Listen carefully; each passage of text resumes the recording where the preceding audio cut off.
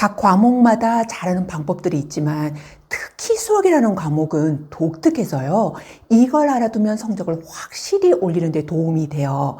그래서 이런 방법으로 수학을 잘하게 된 아들의 경험담과 수학을 잘한 아이들의 공통점을 압축해서 설명드리려고 하는데요. 그리고요. 드림맘 무료 컨설팅 이벤트도 준비했으니 끝까지 시청해주세요. 안녕하세요. 자녀교육 정보 채널 드림맘입니다. 오늘은 수학 성적을 올리려면 딱 이것만 해보세요라는 주제로 말씀을 드릴 건데요. 이제 수학이라는 이런 과목들은 어떤 방법을 좀 잘 알고 있다면 확실히 성적을 올리는 데 도움이 돼요.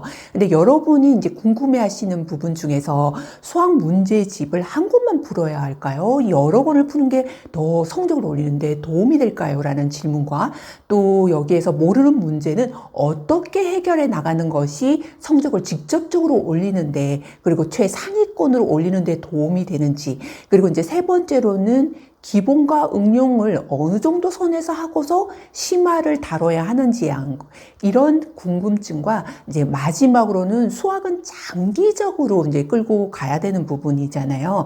그런데 수학을 싫어하지 않고 꾸준히 잘해 나갈 수 있는 그런 방법은 어떤 건가를 가지고 이 네 가지를 다뤄서 여러분이 수학을 직접적으로 확실히 도움이 될 수 있도록 준비해 봤는데요.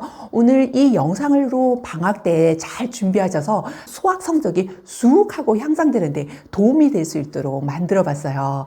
먼저 첫 번째는 문제집을 어떻게 풀어야 하느냐인데요. 이제 한 권을 푸느냐 아니면 세 권 이상을 풀면서 정말 연습을 해야 되느냐라는 데 대해서 질문이 많으신데요. 대부분의 아이들은 한 권, 정말 잘하는 아이들은 한 권을 가지고 반복해서 푸는 거를 추천드려요. 근데 이 반복에도 좀 다른 이제 요소가 있는데요. 이 문제를 똑같은 걸 계속 푼다 이렇게 되면 지겹고 문제를 외웠기 때문에 이거를 이제 그냥 넘어갈 수가 있거든요. 정말 효과적으로 할 수 있는 방법이 딱 이건데요. 이제 문제를 딱 풀어요. 그러고 나서 한 챕터가 끝나고 거기에서 틀린 부분은 확실히 이제 뭔가 답지를 받다거나 아니면 모르는 문제들을 좀 남겨놓고 풀었다던가 이렇게 한 다음 그 챕터가 끝나면 거기에서 오답 노트를 만드는데 오답 노트를 많은 시간을 들이지 말고 그냥 카피해서 모르는 걸 노트에 척척척척 몇 개를 붙이고 거기에 있는 거를 이제 한 챕터가 끝난 후에 오답 노트를 한번 다시 풀어보는 거죠. 그런 다음에 완전히 또 한 권을 이제 마지막까지 이제 이렇게 챕터별로 푼 다음에 한 권이 끝났을 때가 되면 그때 또 오답 노트를 전체적으로 풀어보는 거예요.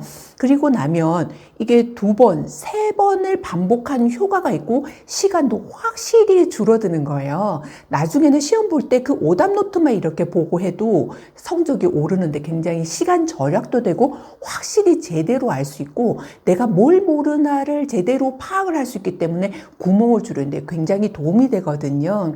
어떤 사람들은 오답 노트가 별로 필요 없다라는 사람도 있지만 오답 노트를 만드는데 시간을 많이 걸리게 되면 문제가 되지만 오답 노트를 이렇게 그냥 복사를 해서 이렇게 만들거나 어떤 분은 이 똑같은 문제집을 사서 틀린 부분을 그 부분만 오려서 붙이는 경우도 있는데 이렇게 해서 시간을 절약한 다음 틀린 부분을 처음 두 번째 이렇게 반복을 하다 보면 다른 여러 권의 책을 푼 것보다 훨씬 더 시간도 줄지만 제대로 확실히 모르는 걸 잡고 넘어갈 수가 있어요. 그래서 이런 방법을 가지고 모아놓은 이렇게 오답 노트를 시험 볼 때 그것만 봐도 성적을 올리는데 완벽하게 만점을 받는데도 도움이 되고 왜 내가 했는데도 이렇게 뭐 성적이 안 오르지 하는 아이들은 계속 문제를 새로 바꿔서 푼다거나 아는 문제는 푸는데 모르는 문제는 이제 결국은 이렇게 다시 오답 노트나 아니면 재확인을 하는 작업을 이제 스킵하고 했기 때문에 오는 부분인데요.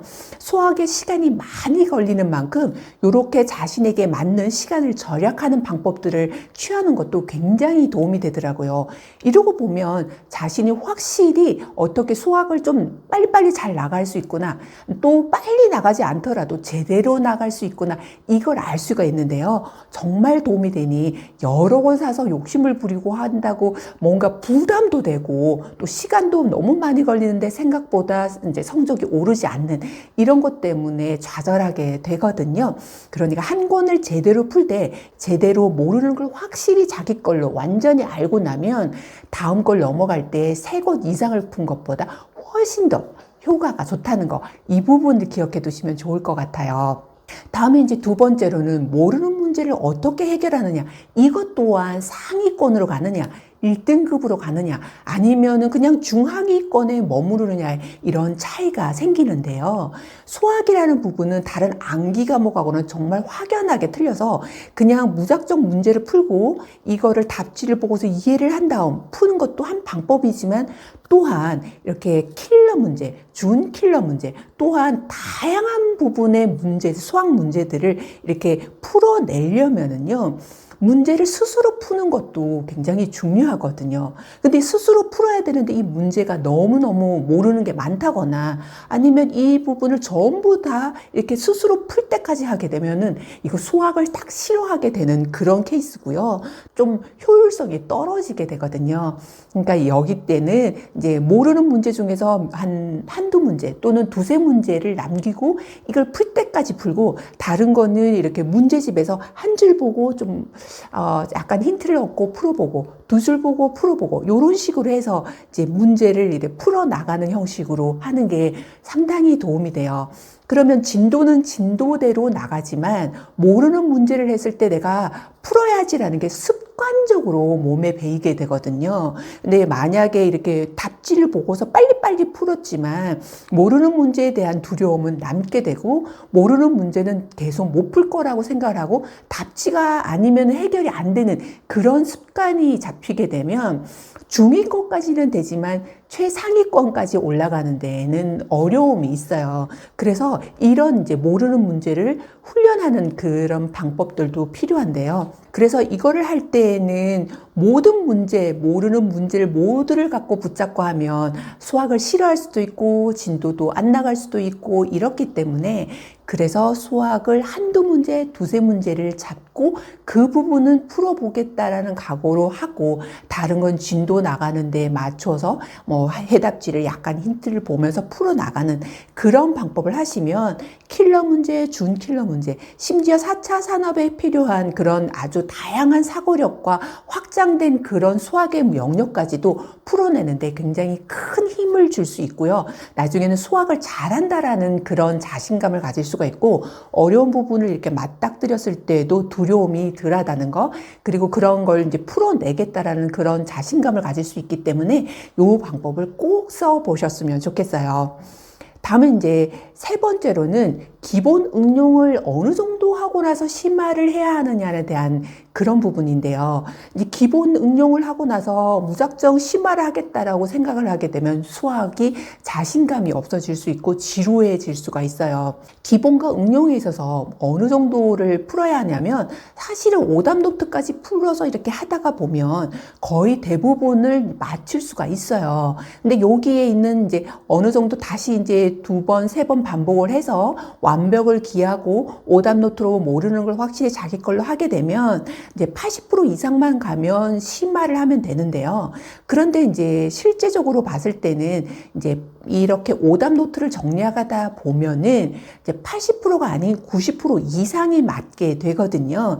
그렇기 때문에 앞에 있는 방법을 쓰게 되면 기본을 이렇게 하고 나서 응용을 하고 나서 확실히 심화를 넘어가는데 쉽게 느껴져요. 심화도 너무 어렵게 느껴지신다면 다시 기본에 있는 모르는 문제를 반드시 체크해보고 심화를 가시는 게 정말 성적을 올리는 데 도움이 돼요.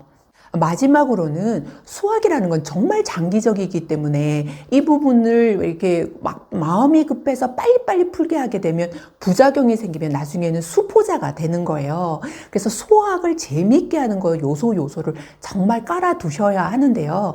그래서 수학을 아주 길게 갑자기 안 하던 아이가 2시간 해라, 3시간 해라 이러면 지겹거든요. 막 부담도 되잖아요. 우리가 갑자기 운동을 해야겠다고 생각을 했는데 그 운동을 새벽 6시부터 시작할 거야. 뭐 그리고는 이렇게 벌써 운동하는 것도 안 하던 사람이 하면 부담스러운데 시간도 뭐 정해놓고 이렇게 되면 정말 뭐 2, 3일을 못 가게 되죠. 그런 것처럼 수학도 처음에 막 의욕이 생겨서 뭐 3시간 하겠다, 2시간 하겠다 정하지만 그게 며칠을 못 갈 수 있거든요.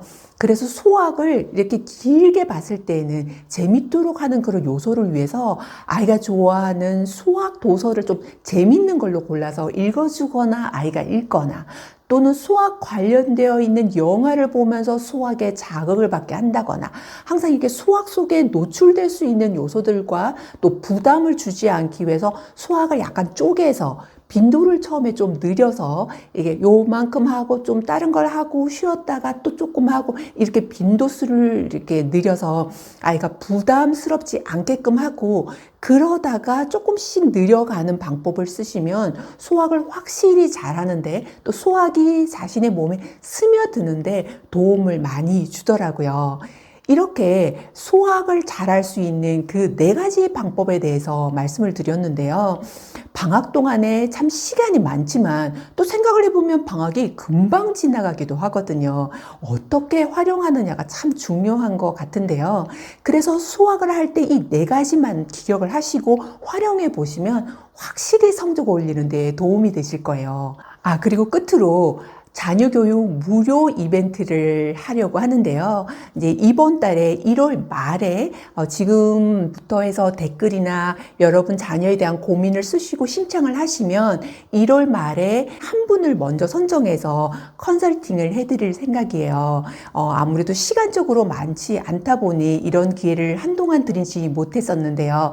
그런데 이번 이제 새해를 맞아서 여러분이 정말 잘 되셨으면 바라는 마음으로 1월 말에 한 분을 먼저 무료 컨설팅을 해드리고요. 그리고 또 다음에도 이 기회를 자주 만들어 보도록 할게요.